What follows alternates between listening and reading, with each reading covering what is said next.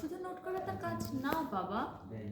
নোটের সঙ্গে সঙ্গে তার কিছু দায়িত্ব আছে। তুমি একটা যেন বললা এটা বিষ আছে তোমাকে দিলে একজন, তুমি খাচ্ছ, সে বলবে না যে এটা বিষ আছে? না বাবা, শুধু নোট করাটা দায়িত্ব না।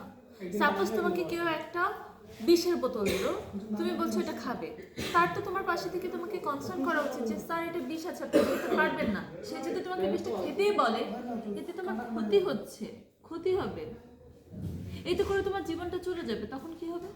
বুঝতে পারছি, তুই যা যা বলছিস সবাই ক্লিয়ার বুঝতে পারছি। এই যে পিএস আপনি যে চাকরিটা এখানে করছেন, জি স্যার।